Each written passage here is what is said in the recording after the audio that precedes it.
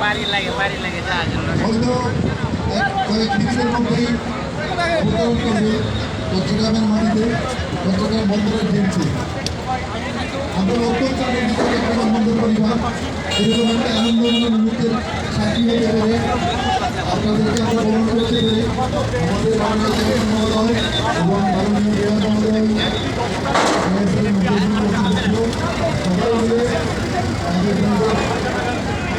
আমাদের বরণ করার জন্য